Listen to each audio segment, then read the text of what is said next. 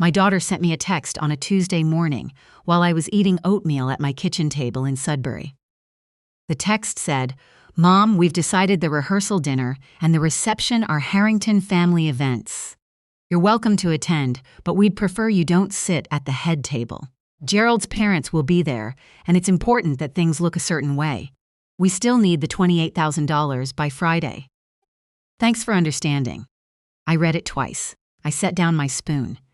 Then I picked up my phone and I typed back 8 words. "If the table isn't mine, neither is the money." She called me 40 minutes later, absolutely beside herself. But by then, I had already called my accountant, Bev, who had already called the catering company, and the deposit, my deposit, in my name, from my account, was already in the process of coming home. My daughter called me petty. She called me embarrassing. She said I was ruining the most important day of her life over a chair. Here's what I want you to understand before I tell you the rest. It was never about the chair. My name is Irene Calloway. I'm 63 years old, and I have spent the last 31 years running a small bookkeeping and payroll firm out of an office above a pharmacy on Elm Street in Sudbury, Ontario. I started it with a $4,000 personal loan from a credit union, a secondhand computer, and a client list of 1. A landscaping company owned by a man named Doug who paid me $200 a month to do his HST remittances and keep him out of trouble with the CRA. Doug told 2 people, those 2 told 3 more, and I did what I always do. I showed up on time, I did the work properly, and I did not make mistakes. 31 years later, I have a staff of 11. I have clients across 3 municipalities. I am the woman small business owners in this city call when they are scared, when the CRA is asking questions, when the bookkeeper they hired for cheap turned out not to know what she was doing. I am the one who fixes it. I raised my daughter, Petra, alone from the time she was 7 years old. Her father and I separated quietly and without drama, and he moved to Calgary and remarried, and became the kind of father who remembers birthdays but forgets everything in between. I don't say that with anger anymore. I said it with anger for a long time. Now I just say it the way you described the weather from 10 years ago. It was what it was. Petra grew up watching me work. She watched me take phone calls at the dinner table. She watched me drive to client emergencies on Saturday mornings. She watched me eat lunch at my desk and skip vacations and wear the same winter coat for 6 years because I was putting every extra dollar back into the business so that she could go to university without debt. She did go. She studied communications at Laurier, graduated with honors, got a job at a marketing agency in Toronto, and became, over time, very comfortable in a world that looked nothing like the one she grew up in. I was proud of her, I still am. That part hasn't changed. She met her fiancé, Marcus Harrington, at a charity gala 3 years ago. His family is from Oakville. His father, Gerald, made his money in commercial real estate in the 90s and has spent the years since making sure everyone in a 20-kilometer radius knows about it. His mother, Sylvia, sits on 3 boards, hosts a garden party every June that gets written up in the local paper, and speaks about their family home the way some people speak about a minor historical site. They are not unkind people, exactly. They are the kind of people who have simply never had to wonder whether they belonged somewhere, and so they have no real understanding of what it costs a person to climb.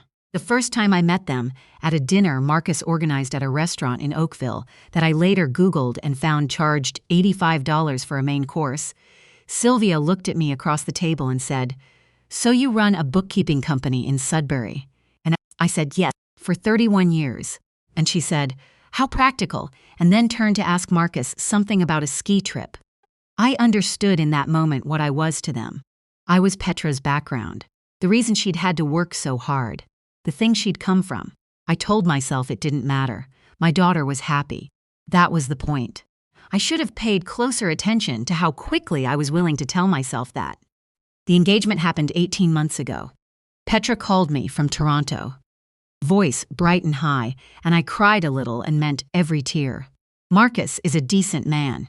He is quieter than Petra, more measured, occasionally a little too willing to follow his mother's lead, but I told myself every family has its dynamics and this wasn't my marriage.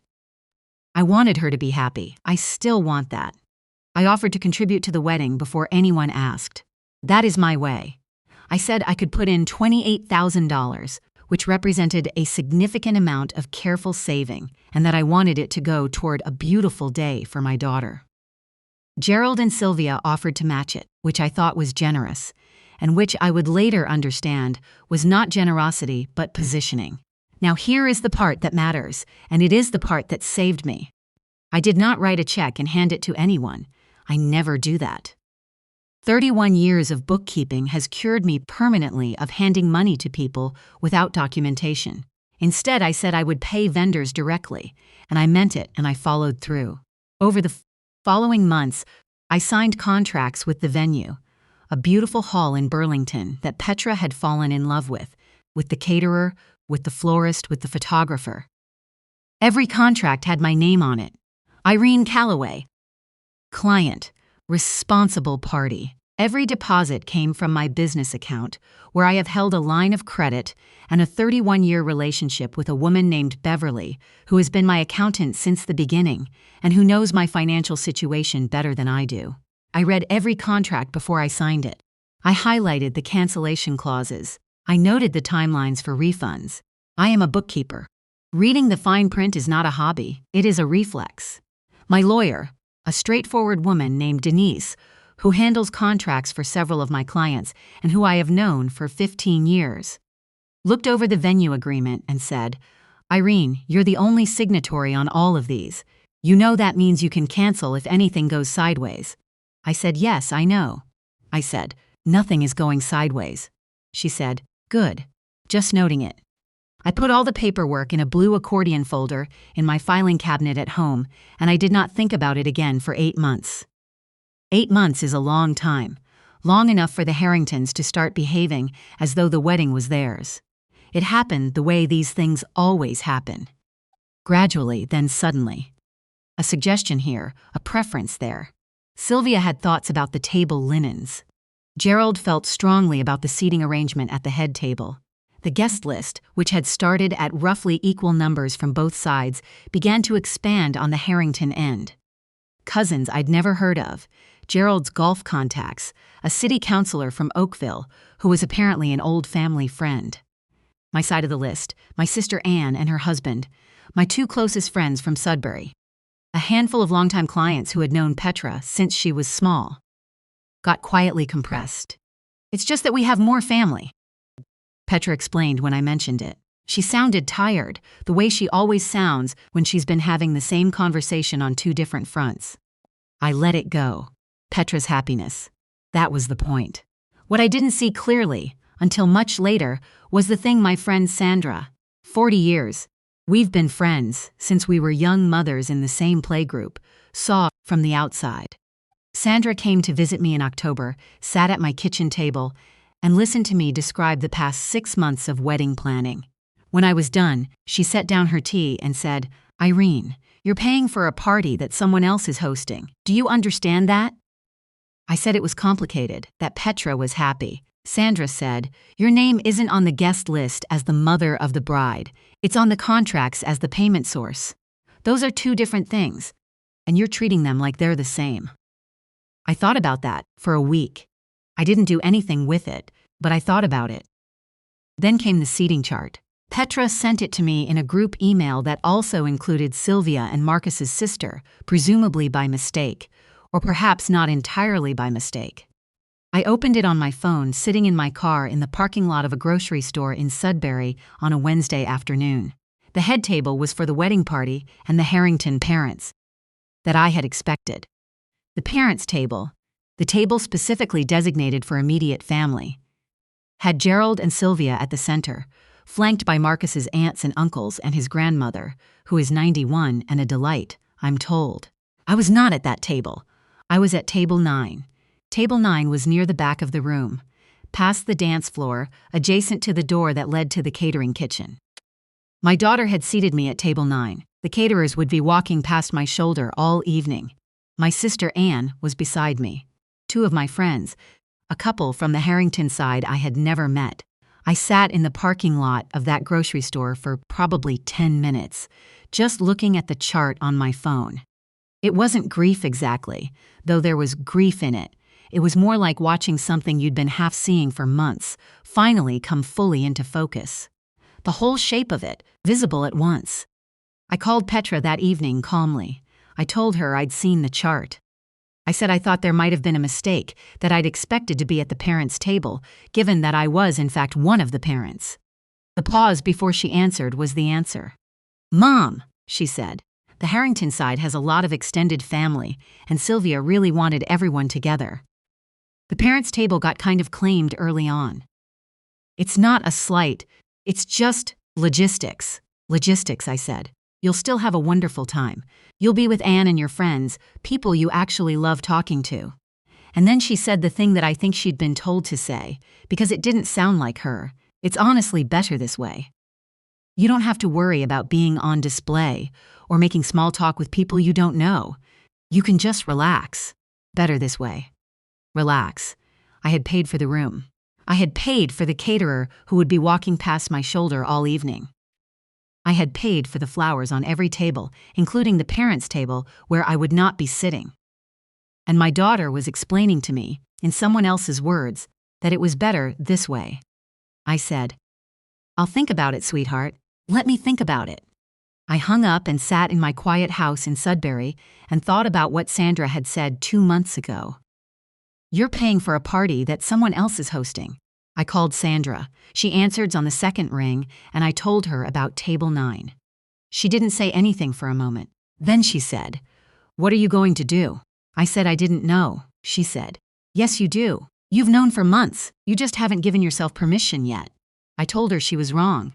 I went to bed. I didn't sleep well. 3 weeks later, on a Tuesday morning in March, I was eating oatmeal at my kitchen table when the text came.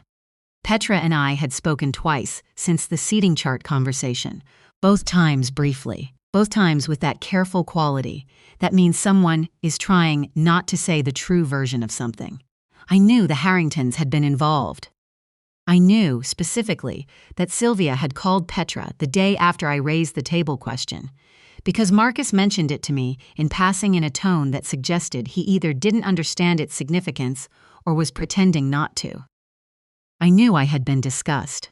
I knew the conclusion that had been reached was that I was being difficult. That is the word for a woman who asks a reasonable question and expects a reasonable answer. Difficult. The text came at 8:47 in the morning. I read it twice. I have it memorized by now. "Mom, we've decided the rehearsal dinner and the reception are Harrington family events. You're welcome to attend, but we'd prefer you don't sit at the head table. Gerald's parents will be there, and it's important that things look a certain way. We still need the $28,000 by Friday. Thanks for understanding." Thanks for understanding. As though understanding had been established, as though my role in this had been settled already. I set down my spoon. I want to tell you what happened in me in that moment, because it wasn't rage, and it wasn't quite sorrow, though both were present. It was something more like clarity. The kind of clarity I get when I'm looking at a set of books that don't balance, when I can see exactly where the error is and what needs to happen to correct it. The numbers come into focus. The path forward becomes obvious. I am a bookkeeper. I know what happens when someone thinks they can spend money that isn't theirs. I picked up my phone and I typed 8 words. "If the table isn't mine, neither is the money." I hit send. I did not wait. I called Bev at her office. Bev answered on the first ring. She always does. She is constitutionally incapable of not answering a phone, and I told her, in the same even tone I used to explain a discrepancy to a client, what had just happened, the text, the Table 9 situation, the 8 months of gradual erasure. Bev said, "Oh, Irene." I said, "I need to cancel. The venue, the caterer, the florist. I'm the sole signatory on all of it. I need to know what I get back and how fast." Bev was quiet for exactly 3 seconds. Then she said, "Let me pull the contracts. Give me 20 minutes. I said, "Bev, I need to start this today. I need it on the record that the cancellation was initiated on this date before anyone can make any calls to spin this." She said, "I know. Give me 20 minutes. 23 minutes later, she called back. The venue contract had a cancellation clause that returned 80% of the deposit if canceled more than 90 days before the event. The wedding was 111 days out. The caterer had similar terms, full deposit return with 90 days notice, and we had more than 90. The florist was month to month on a deposit schedule, and the contract was clear. The photographer had a partial cancellation clause, but Denise, I'd called her while I was waiting for Bev, had already looked at the language and said she could negotiate. Every single one of those contracts had my name on it. Not Harrington, not Petra, mine. Bev said, "Do you want me to start sending notices?" I said yes. She said, "Irene, are you sure? Because once I do, this is real. Petra is going to." "I know," I said. "I've known since October. I'm just finally ready to know it out loud."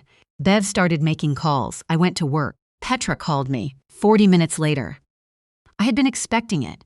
I had, truthfully, been expecting exactly 40 minutes. Time for the venue coordinator to see the cancellation notice, call the number on file, and reach my daughter, who had been CC'd on the original booking confirmation as a courtesy. Her name on my phone, lighting up, and then her voice when I answered, "Mom, what did you do?" "The venue just called Marcus. They said there's a cancellation request on file. What did you do?" "I did what I said I'd do," I told her. "If the table isn't mine, neither is the money." I meant it. "You can't." "Mom, the invitations went out. People have booked flights. Auntie Anne has a hotel room. You can't just cancel." "I can," I said. "My name is on every contract. That's what responsible party means. This is insane." Her voice cracked on the word. "You're blowing up my wedding because you wanted a different seat? Do you know how that sounds?" And there it was, the same compression I'd heard for months. 8 months of table 9 and logistics and thanks for understanding and better this way reduced in her distress, too. "You wanted a different seat." "Petra," I said, and I kept my voice steady because I have learned over 31 years that the steadiest voice in the room is the one people actually hear. "I did not cancel your wedding because of a seat. I canceled it because your text this morning asked me to fund an event where I would be a guest of the people spending my money. I've been a bookkeeper for a long time. I know what that arrangement is called, and it isn't family." "Silence. You told me you still need the $28,000 by Friday. You also told me this is a Harrington family event, and I shouldn't expect to sit at the table with the parents. Do you see why those two things can't both be true at once? If it's their event, they can fund it. If I'm funding it, I'm a parent." More silence. The quality of it different from before. "Sylvia is going to." She started. "I know," I said gently, "but that's not actually your problem to solve, sweetheart. Let me talk to you tonight when things are a little quieter. Go to work. Do your day. I'm not going anywhere." I hung up. I sat at my desk. I had a payroll run to process for a roofing company in Chelmsford, and I did it because the work doesn't wait, and because doing ordinary useful things is the best way I know to keep your hands from shaking. Sylvia called me at noon. I let it go to voicemail.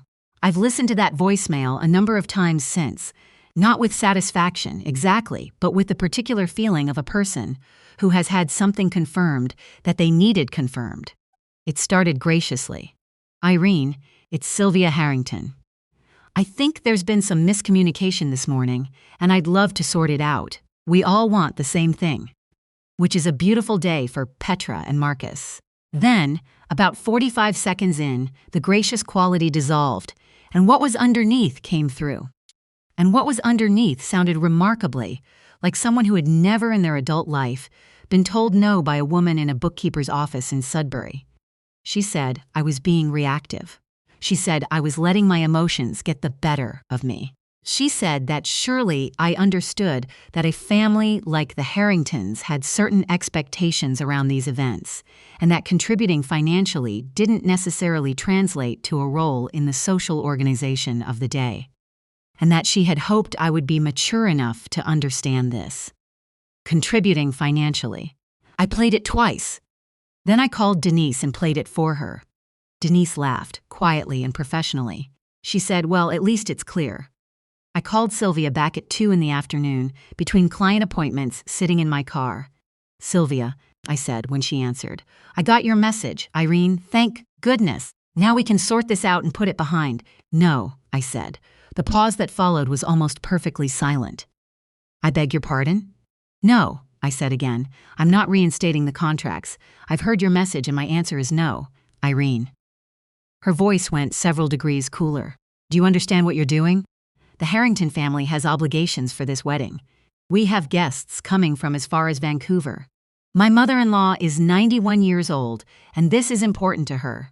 You cannot simply. I can, I said, because my name is on the contracts and yours isn't. That's the thing about being the responsible party. You're also the one who can walk away. She searched for a word. This is unconscionable. You are doing this to punish us. No, I said for the third time. I'm doing this because your daughter-in-law texted me this morning to inform me that the wedding I've been funding is a Harrington family event, and I shouldn't expect a seat with the parents. I'm doing this because I've been treated like a payment source for 8 months, and I'm not willing to pay for that particular experience anymore. I'm doing this because I am Petra's mother, and a mother who lets people take her money while they take her seat doesn't actually get to keep either one. I let that sit. When your family is ready to have a different conversation, I said, I'm willing to have it. Until then, you have my answer. Have a good afternoon, Sylvia. I hung up. I sat in my car for a moment in the parking lot of my office building. Above the pharmacy. The office I had rented for 23 years.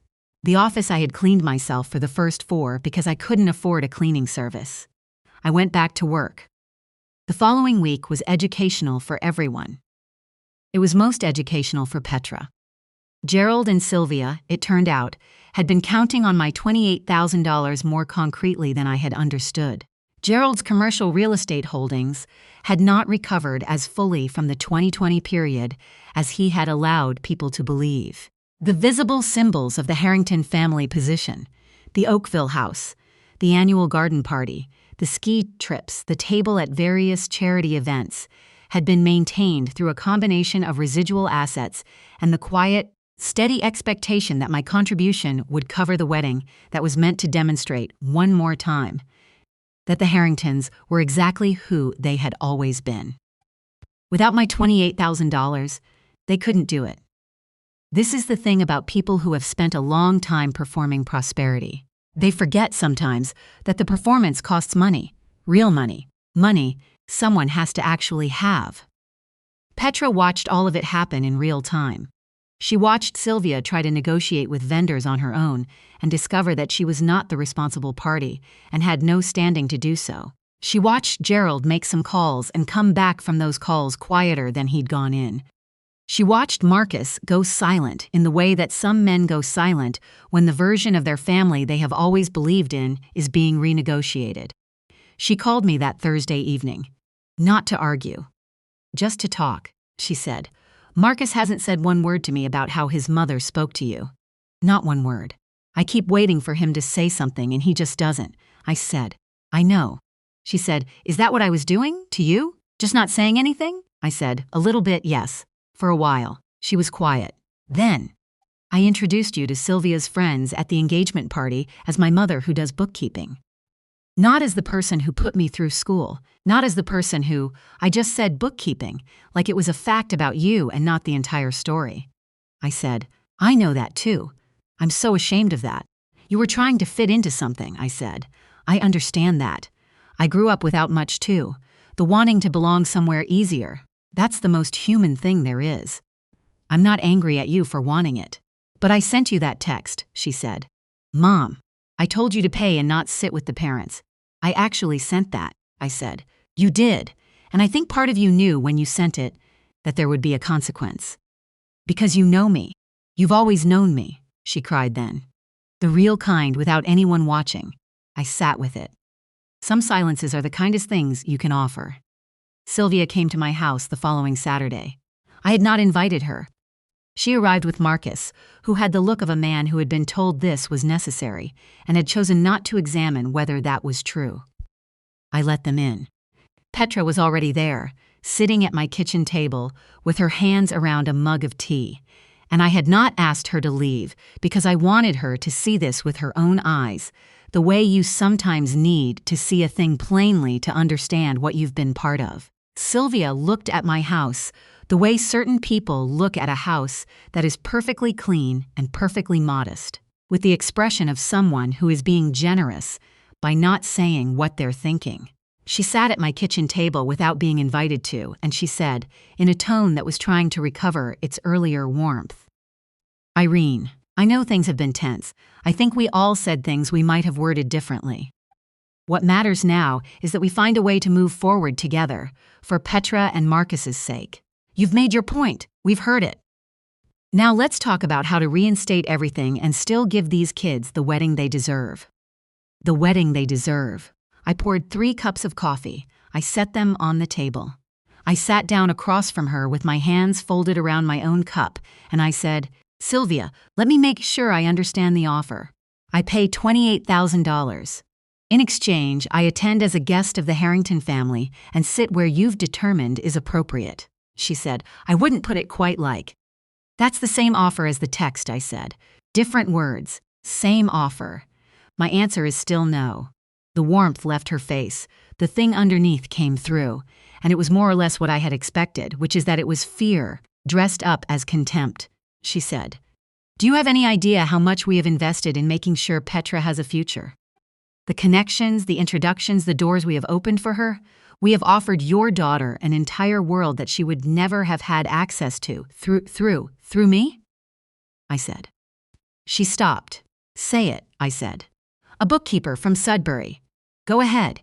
You've been thinking it for 18 months. She didn't say it. But she didn't have to. Petra was watching from across the table, and the expression on my daughter's face told me she had heard what hadn't been said, clearly, maybe for the first time. I reached behind me to the counter where I had placed the blue accordion folder that morning.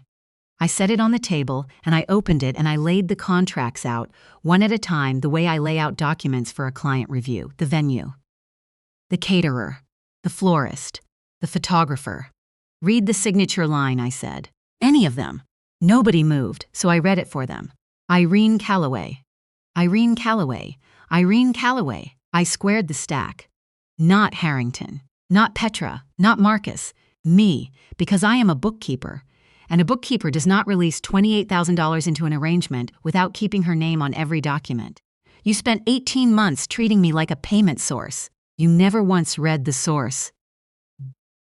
I looked at Sylvia. "You told my daughter I should just contribute financially and let the people who understand these events handle the details. So I did. I handled my contribution. I took it back. Now you handle the event." Sylvia stood up. Her chair scraped.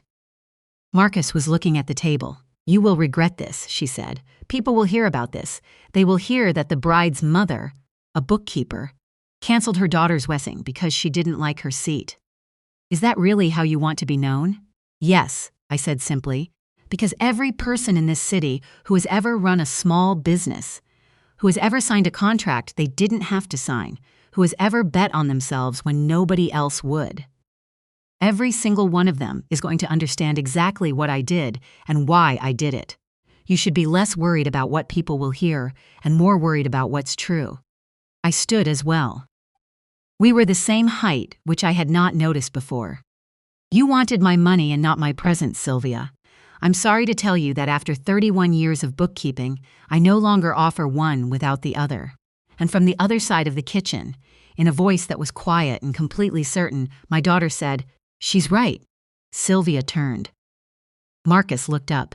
Petra set down her mug and she stood up from the table and she walked across my kitchen and she stood beside me. "She's right," Petra said again. "And I should have said it months ago." She looked at Marcus. "I watched your mother spend 18 months treating my mother like she was the sponsor of an event she'd barely been invited to. I watched that happen and I helped it happen, and I am not doing it anymore." She reached down and took my hand. "I'd rather not have a wedding at all than have one where my mother sits at table 9. Sylvia said, "Petra, think carefully about." "I have been thinking carefully," my daughter said. "More carefully than I have in about a year. I think you should both go. And Marcus, don't call me tonight. I need to think. I've watched what it looks like when someone is quiet while a person they love gets diminished. I've been that person. I don't want to marry someone who is that person." She held my hand. They left. Gerald never came.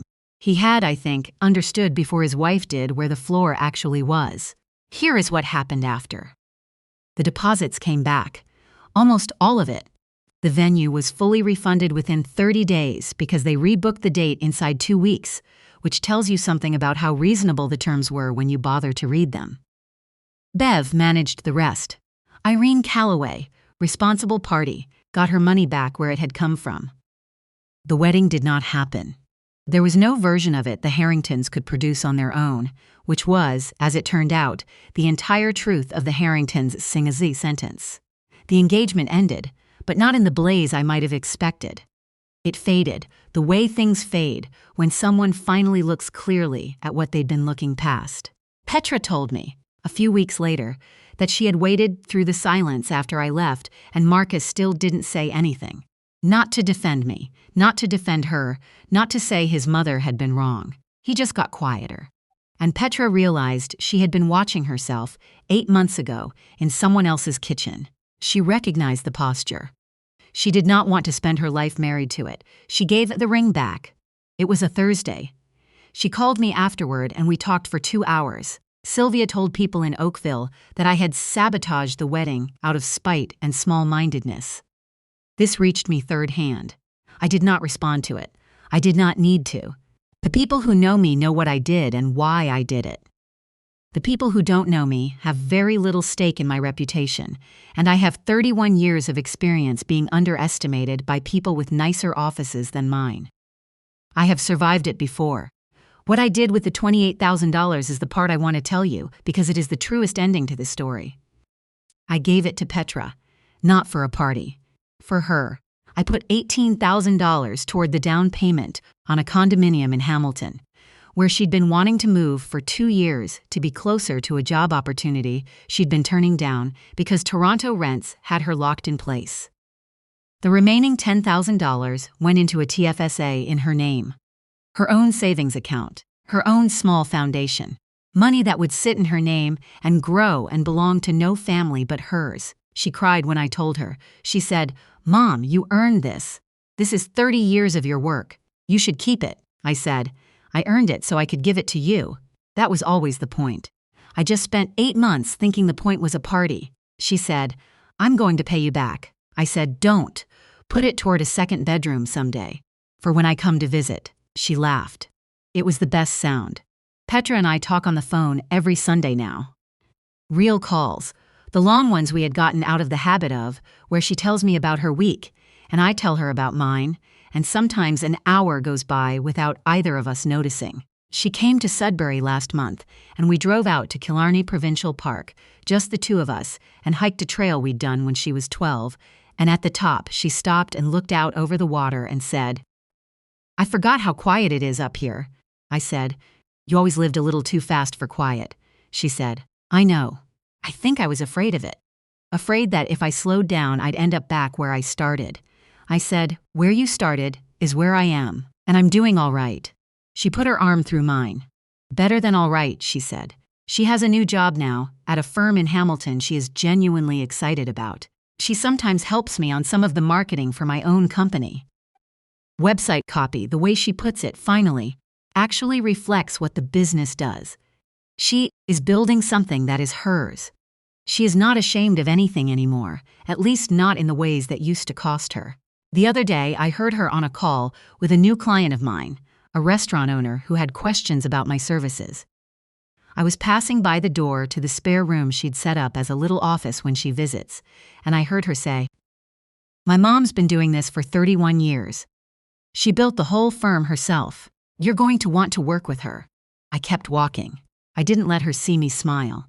She will meet someone good. I believe that, the way I believe the things I know to be structurally sound. Someone who will meet me and not see a background detail. Someone who will know, without being told, that you do not put the woman who built everything at table 9. When she does, I will help with the wedding again. With pleasure.